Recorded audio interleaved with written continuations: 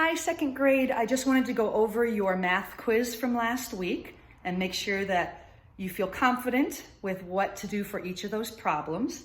So let's just review it together and see how we did. Okay, the first thing you had three different angles,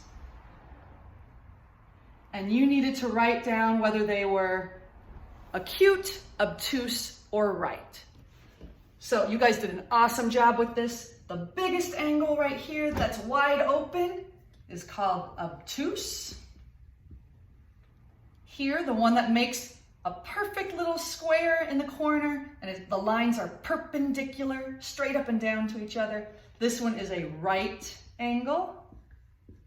And then our little angle that's not bigger than a right angle, it's smaller than a right angle, that's an acute angle.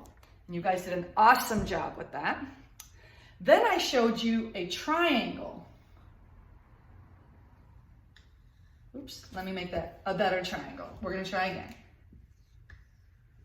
Okay, and I wanted you to label all of the angles. So some of you just did this angle right here and said, oh, that's obtuse, and you're correct.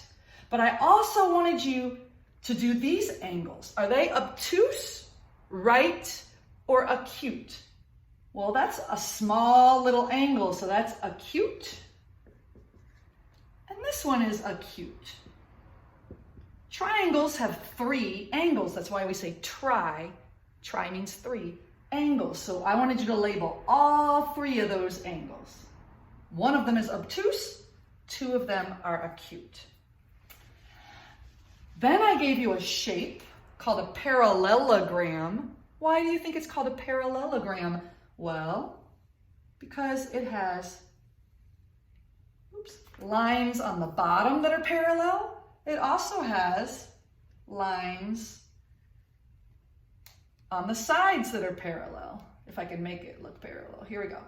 So I gave you a parallelogram, and I said, okay, if this corner is A, B, C, D, we'll call this line segment, this piece of a line, AB. We're going to call this one BC, CD, and we'll call this one AD. How's that? Okay. Well, which lines are parallel to each other? And you guys did great with this. There are two sets, A and AB.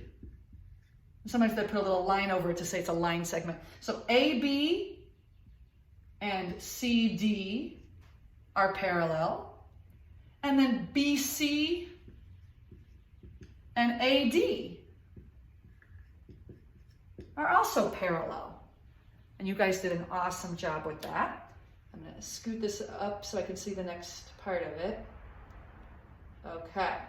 So the next thing you guys had, and this is where we got a little confused, so I just want to make sure we understand, is I gave you some shapes, and I told you the lengths of two of the sides. So for instance, this one was 5 inches, I think, and this one was 5 inches. And I asked you for the perimeter and the area. Well, the perimeter means all of the sides added together, not just these two sides. That would mean you only got enough fencing for 1, 2 of the sides of our garden. We need to fence in the whole garden. So if this side is 5 inches, that means this side is 5 inches. If that side is 5 inches, this side is 5 inches. Because it's a square, so they are the same. Well, 5 plus 5 plus 5 plus 5, 5, 10, 15, 20 inches to go all the way around. Or if it was feet, we would say 20 feet. But for the perimeter, you have to add up every single side. For the area, that's where you've got 1, 2, 3, 4, 5 going this way. 1, 2, 3, 4, 5 going that way. 5 times 5 is 25 square inches. Okay, so the perimeter and the area. So let's do one more of those. I gave you 4 of them, but let's just do a couple. So then we had another one that was, I think, 3 centimeters. Oops, it's not a very good rectangle. I'll try to do better, a little bit better. Okay, and 8 centimeters. Well, again, if this side is 3 centimeters, it's a rectangle, so this side is also going to be 3 centimeters. If this side is 8 centimeters, this side will be 8 centimeters. And now for the perimeter, what do we need to do? Well, the perimeter means the outside edge. We're trying to get that fence all the way around the edge. So we've got to add up all of our lengths. Well, I know 8 plus 8 is 16. 16 plus 3 is 19, 20, 21, 22.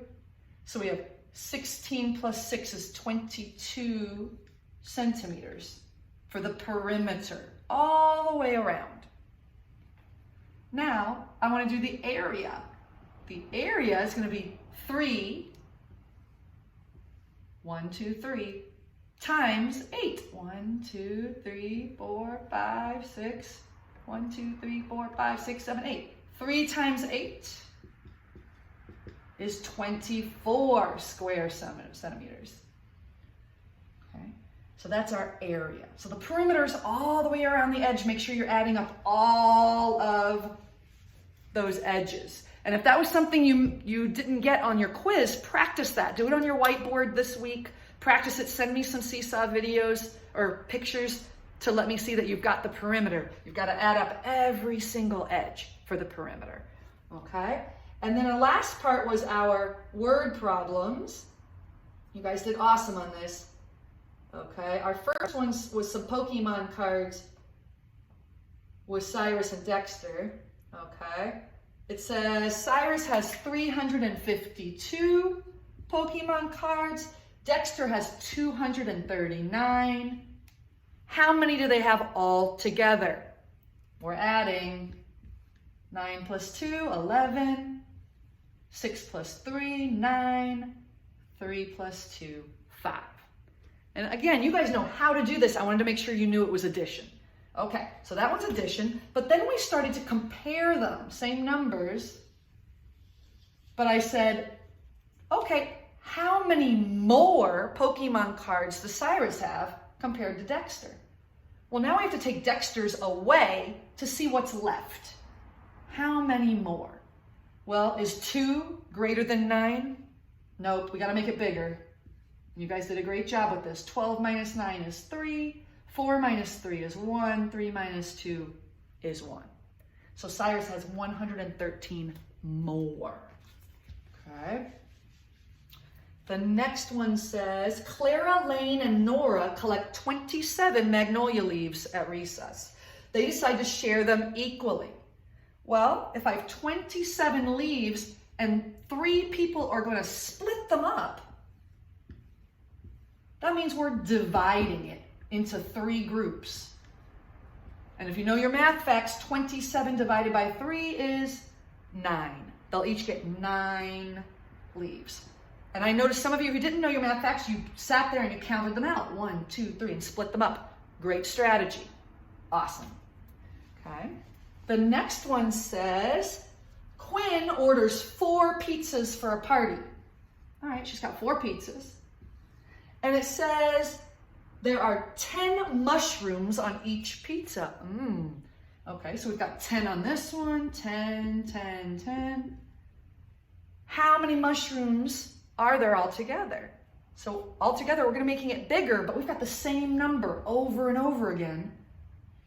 Yep, it's going to be multiplication. 4 pizzas times 10 mushrooms on each one, 10, 20, 30, 40 mushrooms. Okay, then it says, okay, that she has, oops, come on computer, work for me. All right, so then it says each pizza, so we're gonna go back, we still have our 4 pizzas, each pizza has 8 slices. So again, now it's 8, 8, 8, 8. So now we have 4 times 8, which equals 32. And then the last question says, that Quinn decides to share all of these slices, 32 slices, with 9 friends, plus herself. So that means actually 10 people. So what is 32 divided by 10? And this one got us a little bit stuck. Well,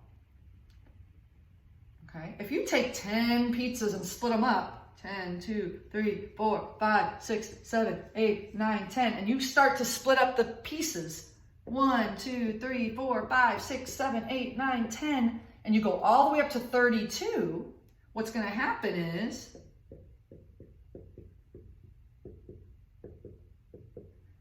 $29, $30, $31, $30. So you're going to get to 30,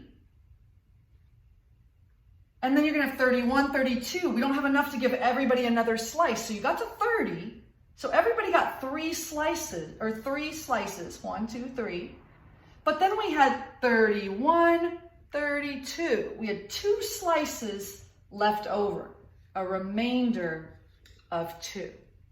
So if this one was a little tricky to you, 32 divided by 10, draw it out for yourself, practice it again to make sure that when you get to 30, stop, because then we only have 2 more. We don't have enough we want to be fair and give everyone the same number of slices. So we got to 30, 31, 32, we can't do that. We have 2 left over. Everyone got 3 with a remainder of 2. Okay, and that's a little tricky, but keep practicing it this week. If you're not quite sure, come up with some other ones. Pick a number and try to divide it by another number and see if there are any left over.